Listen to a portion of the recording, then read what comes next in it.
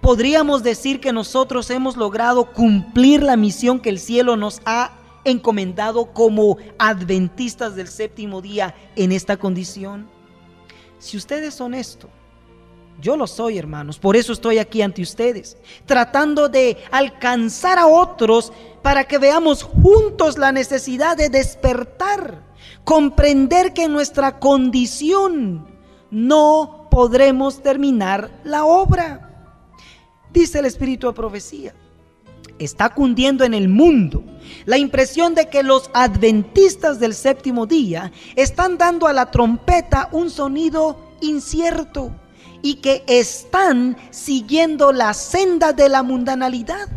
Están haciéndose transacciones extrañas, se reciben y se enseñan falsos aspectos del cristianismo, los cuales atan a las almas al engaño y el error. Testimonios para los ministros, página 86 y 87. ¿Dónde está sucediendo eso? ¿Quiénes están siguiendo la senda de la mundanalidad? ¿Quiénes están haciendo transacciones extrañas? ¿Quiénes están enseñando hoy día aspectos falsos del cristianismo? ¿Quiénes están engañados con el error y en muchas otras cosas que el Señor no aprueba? No sé si yo estoy leyendo bien, pero aquí dice el pueblo adventista del séptimo día. ¿Y saben quién es ese pueblo, queridos hermanos? Usted y yo. Examinemos nuestra vida y veamos, no sea que estemos engañados creyendo que todo está bien cuando todo anda mal. Cuando estudio las Escrituras, dice la inspiración, me alarmo ante la condición del Israel de Dios en estos últimos días. Se los exhorta a huir de la idolatría. Temo, dijo la hermana White, que estén dormidos y tan conformes con el mundo que será difícil distinguir entre el que sirve a Dios y el que no le sirve. La distancia entre Cristo y su pueblo se amplía. Repito, la distancia entre Cristo y su pueblo se amplía y se estrecha la que separa a los cristianos del mundo. Las señales de distinción entre el profeso pueblo de Cristo y el mundo casi han desaparecido. ¿Será cierto esto? ¿Será esta una realidad? ¿O estamos tan ciegos que no podemos verlo? Espero que no, querido pueblo. Así como el Israel de antaño, ellos van tras las abominaciones de las naciones que los rodean. Esto es palabra de Dios. Testimonios para la Iglesia, tomo 1, página 277. Se ha nublado el discernimiento espiritual y no solamente en el mundo vemos los resultados del descuido en que la Iglesia ha incurrido por trabajar en favor de Cristo. Debido a este descuido, se ha originado en la Iglesia una situación que ha eclipsado los altos y santos intereses de la obra de Dios. Un espíritu de crítica y amargura ha invadido a la Iglesia y el discernimiento espiritual de muchos se ha entenebrecido. Debido a esto, la causa de Cristo ha sufrido gran pérdida. Servicio Cristiano, página 49.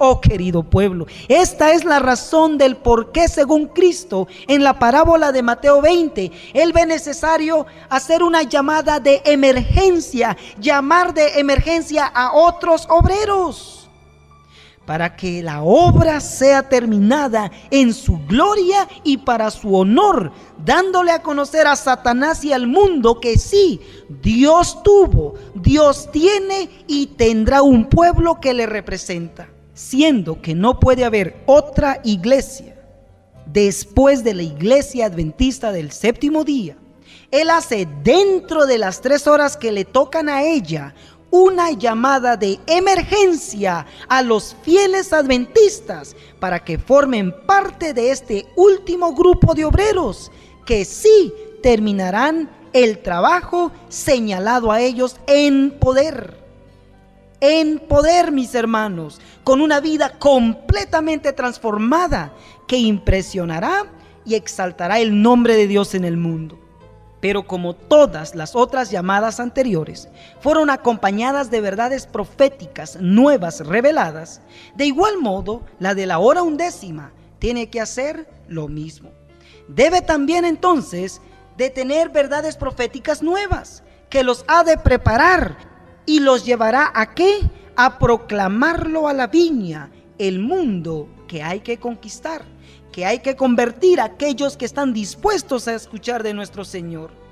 Esto señala también que otro mensaje ha de venir a la iglesia para terminar el evangelio. Es aquí donde viene a cumplirse Mateo 20, 6 y 7. Sí, el mensaje que viene a prepararlos debe venir antes de la hora undécima. Volvió, dice la Biblia, a salir cerca de la hora undécima, una hora antes de ponerse el sol. Halló a otros allí y les dijo: ¿por qué estáis aquí todo el día sin trabajar? Dijeron: porque nadie nos ha contratado. Él les dijo: id también vosotros a la viña y recibiréis lo que fuere justo. Vemos que antes de la hora undécima, Dios sale en busca de nuevos obreros. Claramente les dice que están ociosos, que están sin trabajar. Y la pregunta es: ¿por qué, querido pueblo? ¿Por qué es que estamos ociosos? ¿Por qué es que no cumplimos la misión que el Señor nos ha dado? ¿No será que en verdad estamos tibios, muertos espiritualmente? ¿Estamos alejados completamente de nuestro Salvador? ¿No comprendemos aún lo que Él ha hecho en favor nuestro, que no nos motiva a ir al mundo y terminar esta obra? Sin duda alguna, hay necesidad de un discernimiento lucido. A medida, dice el Espíritu de Profecía, que nos aproximamos al tiempo cuando los principados, las potestades y las huestes espirituales de maldad en las regiones celestiales se confabularán para luchar contra la verdad, cuando el poder engañador de Satanás será tan grande que engañará a los mismos escogidos. Si tal cosa fuese posible, debemos permitir que el esclarecimiento divino agudice nuestro discernimiento, para que reconozcamos al Espíritu que es de Dios y para que no ignoremos los artificios de Satanás. El esfuerzo humano debe unirse con el poder divino para que estemos en condiciones de cumplir la obra final para este tiempo. Mensajes Selectos, tomo 2, página 16. Así que, ¿cuál es el mensaje? ¿Cuál es ese mensaje que viene a preparar a los obreros de la hora undécima? ¿Cuál es ese mensaje que ellos van a proclamar al mundo? Aquí está la respuesta. Hemos de poner, dice el Espíritu de Profecía, a un lado nuestros planes estrechos y egoístas, recordando que se nos ha encargado una obra de la mayor magnitud y de la más alta importancia. Al hacer esta obra estamos pregonando los mensajes del primer ángel, del segundo y del tercero, y preparando así la llegada de aquel otro ángel del cielo que ha de iluminar la tierra con su gloria. Esta cita está en Joya de los Testimonios, tomo 3, página 13. Dios es claro. Se nos dice que tenemos ideas preconcebidas y planes estrechos que no nos permiten ver al Señor, ni permiten que el Señor obre en favor nuestro. Sin embargo, mientras proclamamos los mensajes de los tres ángeles, dice la inspiración, debemos como adventistas estar esperando ese otro ángel que desciende para iluminar toda la tierra. La Biblia lo pone así: después de esto vi a otro ángel descender del cielo con gran poder, y la tierra fue iluminada con su gloria. Apocalipsis 18:1. Queridos hermanos, hay otro ángel, y este no solo vuela en los cielos, sino que ilumina toda la tierra, no sin antes iluminar, preparar al pueblo de Dios. Por eso la inspiración dice que debemos esperar este otro ángel como pueblo, para que como pueblo no solamente proclamemos el mensaje de los tres ángeles, sino lo proclamemos en poder y vigor que trae la luz de este otro ángel. Sí, Dios lo hará a través de esos obreros, los obreros de la hora undécima, pero para ello necesita llegar esta verdad primeramente a nosotros. A menos que comprendamos la importancia de los momentos que están pasando rápidamente a la eternidad y nos preparemos para subsistir en el gran día de Dios, seremos, dice la inspiración, mayordomos infieles. El centinela debe saber qué hora de la noche es. ¿Lo sabe usted, hermano? ¿Lo sabemos como iglesia? Todo está ahora revestido de una solemnidad que deben comprender todos los que creen la verdad para este tiempo. Deben actuar con referencia al día de Dios. Nuestro tiempo es precioso. Nos quedan, dice, tan solo muy pocos días de gracia en los cuales prepararnos para la vida futura e inmortal. No tenemos tiempo que gastar en movimientos desordenados. Debemos temer la costumbre de leer superficialmente la palabra de Dios. Esto está en Joya de los Testimonios, tomo 3, página 14. Hermanos, les pregunto, ¿sabemos la hora en que estamos viviendo? ¿Estamos preparándonos para ese gran día? ¿Estamos listos para proclamar el mensaje final al mundo con poder de lo alto? ¿Tememos leer superficialmente la palabra de Dios? ¿La comprendemos como debiéramos? ¿Apreciamos el tiempo en que vivimos? ¿Sabemos que el tiempo de gracia está por terminarse para nosotros? Realmente ese otro ángel que ilumina la tierra, ¿qué es? Algunos dicen que es Cristo en su segunda venida. Otros que es el Espíritu Santo sobre el pueblo de Dios con poder. Dice: vi otro ángel poderoso, al que se le ordenó que bajase a la tierra y uniese su voz a la del tercer ángel, para dar fuerza y vigor a su mensaje. Ese ángel recibió gran poder y gloria, y al descender dejó toda la tierra iluminada con su gloria. Primeros Escritos, página 277. Primer punto a notar es: este ángel tiene voz propia que viene a dar fuerza y vigor. 2. Este ángel une su voz con el tercer ángel. 3. Este ángel une su voz al tercero antes, importante, antes de iluminar toda la tierra en poder y gloria. Y 4. Esto de unir su voz nos muestra que primero viene a la iglesia que tiene el mensaje de los 3 ángeles, y esta iglesia somos los adventistas del séptimo día. Pero, ¿por qué viene primero a la iglesia? La respuesta es: la obra de este ángel comienza a tiempo para unirse a la última magna obra del mensaje del tercer ángel, cuando éste se intensifica hasta hacer un fuerte pregón.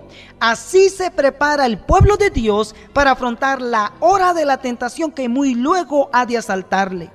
Vi que sobre los fieles reposaba una luz vivísima, y que se unían para proclamar sin temor el mensaje del tercer ángel. Primeros Escritos, página 277. La única razón que primero viene la iglesia es que los que deberían dar el fuerte pregón no estamos listos. Este ángel viene con su mensaje a prepararnos, como leímos en la cita, a nosotros, el pueblo de Dios. ¿Es de verdad este ángel otro mensaje adicional, hermanos? Contesta la inspiración. Este mensaje, el del ángel de Apocalipsis 18:1, parecía ser un complemento del tercer mensaje, pues se le unía como el clamor de medianoche se añadió en 1844 al mensaje del segundo ángel. Primeros Escritos, página 277. Vemos, dice, un mensaje complementario, un mensaje adicional que se une al mensaje del tercer ángel que ya tenemos.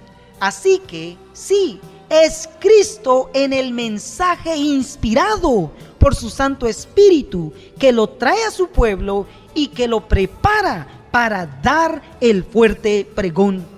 Hermanos, ¿estaremos dispuestos a recibir este mensaje adicional que Dios está regalándonos? ¿Llegaremos a ser uno de esos obreros de la hora undécima?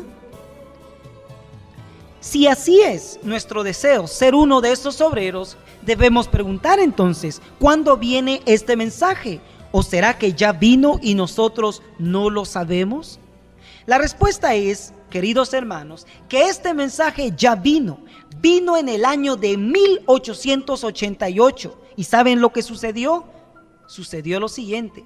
En el estado de Minneapolis, Minnesota, hubo un congreso donde estuvieron reunidos todos nuestros líderes de la iglesia adventista, incluyendo a la hermana White, y ella dejó escrito lo que ocurrió cuando el mensaje llegó en ese año, en 1888. Escuchemos con mucha atención lo que se dejó escrito. Dice: la falta de voluntad para renunciar a opiniones preconcebidas y aceptar esta verdad fue la principal base de la oposición manifestada en Minneapolis contra el mensaje del Señor expuesto, traído por los hermanos Waggoner y Jones. Suscitando esa oposición, Satanás tuvo éxito en impedir que fluyera hacia nuestros hermanos en gran medida el poder especial del Espíritu Santo que Dios anhelaba impartirles.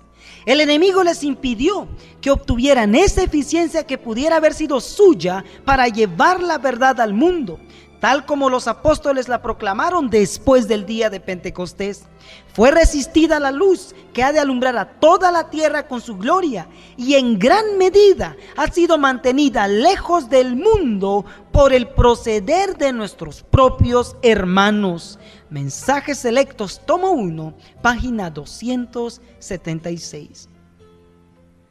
En esta cita vemos como número 1 que este mensaje del otro ángel ya vino y fue rechazado. Número 2, vino por medio de los pastores Jones y Waggoner, quienes fueron también rechazados. Número 3, Satanás tuvo éxito en la oposición que allí se manifestó. Número 4, Dios anhelaba darle al pueblo con este mensaje el privilegio de prepararse para recibir al Espíritu Santo en poder. Número 5, así deseaba Dios por medio de su pueblo terminar la obra en poder como en los días apostólicos. Y número 6, claramente nos dice que no llega al mundo aún por el proceder de nuestros propios hermanos. Querido pueblo, ¿sabíamos esto? El mensaje de este otro ángel, el mensaje en su primera fase de Apocalipsis 18:1, el cual viene a la iglesia, ya vino, y debido a que fue rechazado, y aún es rechazado, debido a esto, el pueblo no ha podido avanzar. El pueblo no ha podido terminar esta obra. ¿Por qué? Porque no hemos incorporado este mensaje en nuestra vida como individuos ni como iglesia. Esto es lo que nos proponemos, hermanos, traer de regreso al pueblo, compartir esto que fue rechazado, porque esto es lo único que nos capacitará para dar ese fuerte pregón. Querido pueblo, ¿cómo reaccionó la hermana White cuando escuchó este mensaje? En el libro que se llama Lo que todo adventista debería saber sobre 1888, página 25, dice: Elena de White respaldó de corazón el mensaje de la justificación por la fe de 1888. Ella cuenta que su reacción cuando escuchó a Waggoner y a Jones en el Congreso fue: cada fibra de mi corazón dijo amén. ¿Se imaginan, queridos hermanos? La profeta de Dios diciendo amén a cada palabra de lo que salía de la boca de estos hombres, como mensaje claro, mensaje de Dios. Sin embargo, noten la reacción del presidente de la Conferencia General en aquel entonces. En la página 36 del mismo libro dice: los opositores del mensaje de 1888 en Minneapolis se unieron bajo el liderazgo del presidente de la Asociación General. En una de sus charlas matutinas en el Congreso, Elena de White dijo: nunca he estado más alarmada que ahora. ¿Cómo no iba a estar alarmada? ¿Qué estaba haciendo el principal líder del pueblo? Rechazando el mensaje. Muchos hemos escuchado de Urias Smith, uno de los más grandes teólogos en la iglesia, como pionero. Y sin embargo, ¿saben qué sucedió con él? En la página 44 dice: Urias Smith era el líder que reflejaba exactamente el pensamiento del pastor Butler en el Congreso de Minneapolis. Al no tener convicciones propias, era natural que la mayoría de los ministros siguiera a sus reverenciados líderes. porque iban a subirse al carro de dos jóvenes venidos de la costa oeste que ni siquiera tenían un gran registro de servicio en la iglesia, mientras que Butler, Smith, Morrison y otros eran dirigentes de larga data. Página 45. Como muchos de sus respetados y amados líderes rechazaron el mensaje de Minneapolis, ellos siguieron a sus líderes rechazándolo también. Hermanos, querido pueblo, el liderazgo de aquel entonces rechazó el mensaje. Y la gran pregunta es, ¿qué hace el liderazgo hoy día? ¿Acepta este mensaje? Oh sí, muchos gritan justificación por fe, pero la gran pregunta es, ¿se ve esa justicia reflejada en la iglesia? ¿Se ve ese poder del Espíritu que anhelaba darse en 1888 a la iglesia? ¿Se encuentra ese vigor espiritual que el mundo está temblando ante nosotros? De ninguna manera. Al contrario, el mundo nos hace temblar a nosotros hoy. Sin embargo, querido pueblo, la verdadera y la única razón por qué hacemos este esfuerzo para llegar a ustedes a través de esta verdad presente, a través de esta llamada de emergencia para encontrar esos obreros de la hora undécima, es porque en el mismo libro, 1888, en la página 57 dice: en una charla con los pastores durante el Congreso, Elena de White dijo: si los ministros no reciben la luz, quiero darle al pueblo una oportunidad. Quizás ellos quieran recibirla. La gran pregunta es, ¿lo recibirá, querido hermano? Claro, todo ministro que acepte esta verdad, el Señor también se lo trae a él. Pero hoy día la oportunidad en general es para el pueblo. Se lo dio Dios a los ministros en 1888 para que ellos se lo dieran al pueblo y el pueblo al mundo, y sin embargo lo rechazaron. Querido pastor, querido líder o compañero, ¿aceptaremos esta verdad? ¿Estudiaremos este mensaje con tal de prepararnos y llegar a ser uno de estos obreros de la hora undécima? De estos profetizó el profeta Joel cuando dice: día de tinieblas y de oscuridad, día de nube y de sombra, que sobre los montes se extiende como el alba. Viene un ejército, un pueblo fuerte y poderoso. Nunca hubo otro semejante a él, ni después de él jamás, de generación en generación. Joel capítulo 2 versículo 1. Estos obreros de la hora undécima son los que también profetizó Juan, quien dijo: no dañéis la tierra, ni el mar, ni los árboles, hasta que sellemos en sus frentes a los siervos de nuestro Dios. ¿Y quién es este pueblo grande y fuerte que el Señor se propone tener? ¿Quiénes son estos siervos a quienes Él desea sellar antes de que soplen los vientos, antes de que venga ese tiempo terrible de angustia? Estos siervos, dice el versículo 4, y oí el número de los sellados, 144,000 sellados de todas las tribus de los hijos de Israel. Esto está en Apocalipsis 7, versículos 3 y 4. Este pueblo grande y fuerte, estos obreros de la hora undécima, estos 144,000 llegarán a ser ese pueblo poderoso de quien profetizó Joel. Un pueblo grande y fuerte que nadie ha visto y que nadie podrá enfrentar. Estos son los que reciben el poder del Espíritu Santo. Los 144,000 vivientes reconocieron y entendieron la voz. Cuando Dios señaló el tiempo, derramó sobre nosotros el Espíritu Santo y nuestros semblantes se iluminaron refulgentemente con la gloria de Dios, como le sucedió a Moisés al bajar del Sinaí. Los 144,000 estaban todos sellados y perfectamente unidos. Primeros Escritos, página 15. Como vemos, este será el grupo de obreros. Estos serán los siervos, los obreros de la hora undécima, quienes recibirán el poder del Espíritu Santo, reflejarán la gloria de Dios ante todo el mundo, y entonces se les dirá: volvió a salir cerca de la hora undécima, una hora antes de que se ponga el sol, una hora antes, parabólicamente hablando, que termine el tiempo de gracia. Y halló a otros, dice Mateo, allí, a los 144,000 y les dijo: ¿por qué estáis aquí todo el día sin trabajar, de ociosos? Y ellos dijeron: porque nadie nos ha contratado. Y él les dijo a los 144,000: id también vosotros a la viña y recibiréis lo que sea justo. Mateo capítulo 20, versículos 6 y 7. Sí, querido pueblo, los 144,000, ese pueblo grande y fuerte, esos siervos vendrán a ser los obreros de la hora undécima.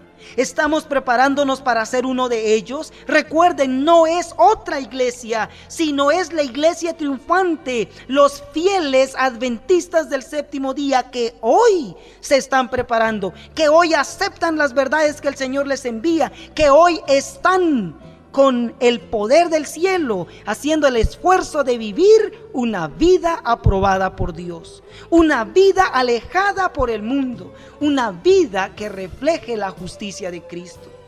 Aquí es donde los obreros de la hora undécima, después de haber sido preparados, después de haber aceptado el mensaje que los capacita, los prepara y les da el privilegio de recibir el poder del Espíritu Santo, ellos entonces son enviados en poder a terminar la obra.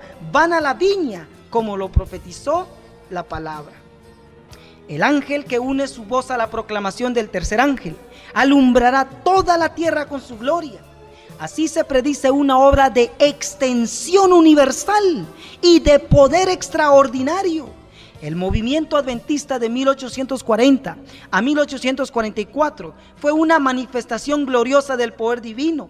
El mensaje del primer ángel fue llevado a todas las estaciones misioneras de la tierra y en algunos países se distinguió por el mayor interés religioso que se haya visto en país cualquiera desde el tiempo de la Reforma del siglo XVI.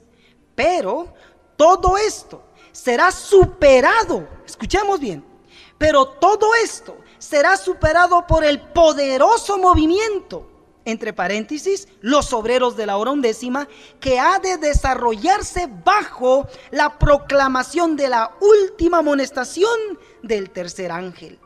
Esta obra será semejante a la que se realizó en el día de Pentecostés. Como la lluvia temprana fue dada en tiempos de la efusión del Espíritu Santo al principio del ministerio evangélico para hacer crecer la preciosa semilla, así la lluvia tardía será dada al final de dicho ministerio para hacer madurar la cosecha.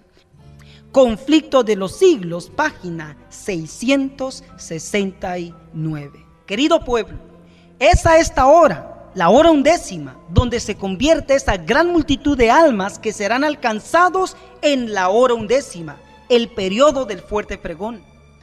Juan afirma y lo pone así: después vi una gran multitud que ninguno podía contar, de toda nación, tribu, lengua y pueblo, que estaban ante el trono y en presencia del Cordero, vestidos de ropas blancas y con palmas en sus manos. Apocalipsis 7:9. El Espíritu de Profecía comenta: muchas almas diseminadas entre las congregaciones religiosas respondieron al llamamiento y salieron precurosas de las iglesias sentenciadas, como Lot salió precuroso de Sodoma antes de la destrucción de esa ciudad. Primeros Escritos, página 278 y 279. Habrán muchos que saldrán de las filas del mundo, de las diferentes iglesias, aún de la iglesia católica, cuyo celo excederá en mucho al de los que han estado hasta ahora en las filas para proclamar la verdad. Mensajes Selectos, tomo 3, página 441. Multitudes recibirán la fe y se unirán a los ejércitos del Señor. En la hora undécima, habrá miles que encontrarán y reconocerán la verdad. Estas conversiones a la verdad se realizarán con una rapidez que sorprenderá a la iglesia, y únicamente el nombre de Dios será glorificado. Mensajes Selectos, tomo 2, página 216. Habrán miles convertidos, dice la inspiración, a la verdad en un día, los cuales en la undécima hora, los cuales en la 11ª hora verán y reconocerán la verdad y los movimientos del Espíritu de Dios. Eventos de los últimos días, página 215 y 216. Cuando se proclame este mensaje, ello ha de proclamarse con denuedo y gran poder. Esto, si vemos, no se está haciendo ahora por la iglesia, debido a su condición espiritual. Por consiguiente, esto tiene que hacerse en lo porvenir, cuando hayamos aceptado el mensaje y hecho los preparativos necesarios. Vivir esta verdad como el Señor lo requiere. Resumamos, hermanos, el mensaje de la hora 11. Primero, el mensaje de la hora 11 es indudablemente el fuerte clamor del mensaje de Apocalipsis 18. Sí, el fuerte clamor del mensaje del tercer ángel, bajo la unión de aquel otro que se le une. 2. Se trata del otro ángel que se une con el tercero para dar fuerza y vigor. En su inicio, este mensaje no es el derramamiento del Espíritu Santo, sino el mensaje que prepara a la iglesia para recibirlo. Y con esto se realiza, como hemos dicho y repetido, el fuerte clamor, y así termina el evangelio. La parte, queridos hermanos, de Mateo 26, cuando dice saliendo cerca de la hora 11, ¿qué quiere decir? Aquí vemos que el llamado se hace cerca de la hora 11, igual que los otros llamados se hacen cerca de la hora. Esto significa que tiene que haber una preparación antes que el mensaje se dé en la hora 11. Por eso estamos en una condición laodicense, de la cual tenemos que salir, de la cual tenemos que despertar y hacer preparativos, cambios. Una transformación debe venir a nuestra vida, a nuestra iglesia. Debe haber un reavivamiento y una reforma completa en nuestra vida. Una preparación para dar el mensaje a la iglesia de la Odisea y así finalmente para darlo al mundo como un cuerpo completo y despierto. La gran pregunta de Cristo hoy a nosotros es: ¿por qué estáis pues desocupados? Mateo 26. Esta pregunta y la respuesta, porque nadie nos ha contratado, señala definitivamente que los contratados no fueron ministros del todo, ni los que ya trabajaban en el ministerio, sino muestra que son miembros laicos, fieles, que están entre aquellos que desean hacer la obra, pero no se los contrata. Estos anhelan servir al Señor, pero no fueron empleados en el ministerio. Con razón dice el Espíritu de profecía: tiene que haber un cambio decidido en la iglesia que incomode a los que reposan despreocupadamente antes de que puedan enviarse al campo obreros capacitados para hacer su solemne obra. Tiene que producirse un despertamiento, una renovación espiritual. La temperatura de la devoción cristiana tiene que elevarse. Esto está en Testimonios para la Iglesia, tomo 5, página 189. Continúa el Espíritu de profecía diciendo: Dios enviará a su viña a muchos que no han sido dedicados al ministerio por la imposición de las manos. Cientos, escuchemos, querido pueblo, cientos, sí, miles que han oído el mensaje de salvación están todavía ociosos en la plaza, cuando podrían estar empleados en algún ramo de servicio activo. A los tales Cristo les dice: ¿por qué estáis aquí todo el día de ociosos? Y añade: id también vosotros a la viña. Mateo 20, 6 y 7. ¿Por qué muchos más no responden al llamado? ¿Es porque se consideran excusados por el hecho de no predicar desde el púlpito? Ojalá entiendan que hay una gran obra que debe hacerse fuera del púlpito por miles de consagrados miembros laicos. Largo tiempo ha esperado Dios de que el espíritu de servicio se posesione de la iglesia entera, de suerte que cada miembro trabaje por él según su capacidad. Hechos de los Apóstoles, página 91. Querido pueblo, vemos que la razón del por qué estos estaban ociosos es porque ellos del todo no son ministros, no son líderes, sino son laicos que sí desean servir a Dios, pero que por una u otra razón no se les considera hoy aptos. ¿Por qué? No cuentan con credenciales, o ellos no han ido a la universidad. Estos no pueden hablar muy bien. Tranquilo, querido pueblo. Muchos nos pueden ignorar hoy, pero mañana el Señor promete tener un ejército de obreros, un pueblo completamente preparado, no por la Universidad de Andrews, de Costa Rica o de Loma Linda, no, sino este grupo de obreros habrán sido preparados en la universidad más grande del cielo, sí, en la Universidad de Cristo, por medio de su Espíritu como maestro, la Biblia como libro de texto y el Espíritu de profecía. ¿Quieres ser parte de ese ejército? ¿Quieres ser uno de esos obreros? Dice la inspiración, finalmente, solo los que han resistido la tentación en la fuerza del Todopoderoso se les permitirá tener parte en la proclamación del mensaje del tercer ángel, cuando se aumente hasta que llegue a ser el fuerte clamor. Review and Herald, noviembre 19, 1808, traducido del inglés al español. Ellos serán la iglesia purificada, un pueblo puro que cumplirá en todo el mundo este papel tan glorioso y triunfador.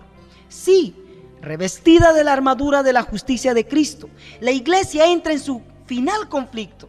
Hermosa como la luna, esclarecida como el sol, imponente como ejércitos en orden, según Cantares 6:10, ha de salir a todo el mundo, vencedora y para vencer. Profetas y Reyes, página 535. La hora más sombría de la lucha que sostiene la iglesia con las potestades del mal es la que precede inmediatamente al día de su liberación final. Para que aquel día la liberación está prometida solamente a los justos, porque los pecadores se asombraron en Sión. Espanto, dice, sobrecogió a los hipócritas. Esto está en Profetas y Reyes también, página 535. Queridos hermanos, oramos para que no cierren sus ojos y oídos a esta verdad aquí presentada. Esta verdad es para nuestra salvación.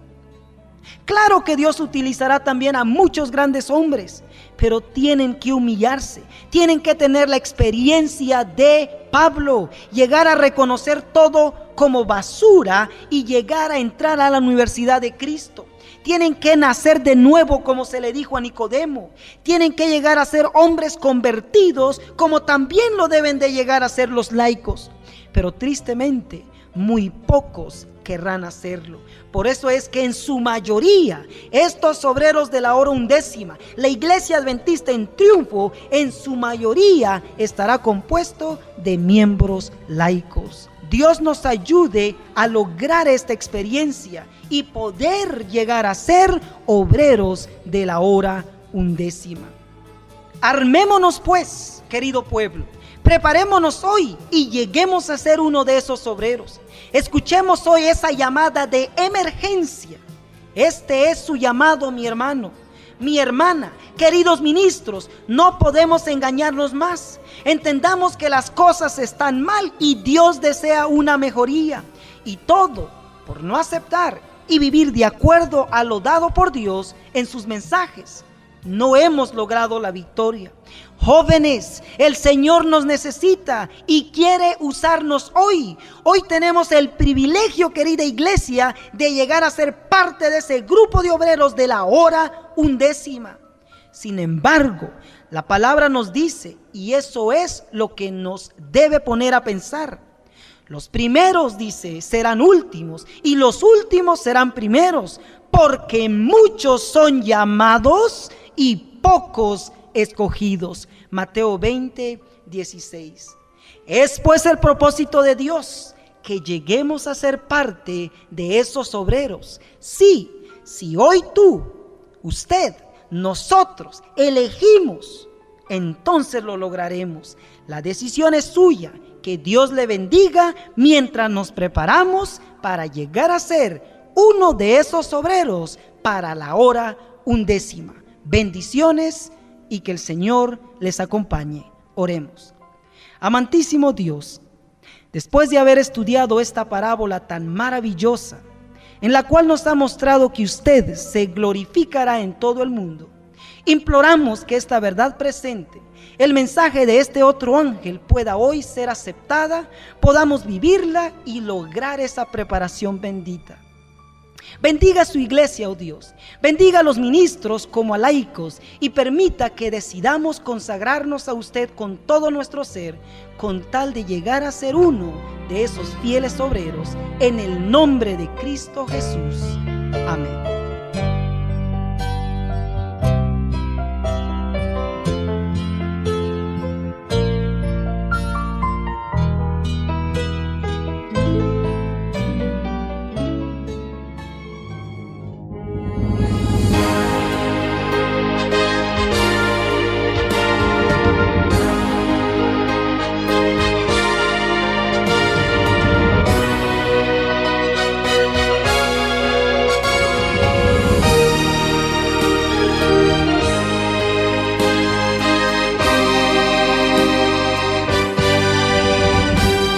Esperamos que el mensaje aquí expuesto haya llegado a su mente y corazón con el propósito de ser prosperados en nuestro carácter y vida como individuos e iglesia, reflejando al mundo la salvación.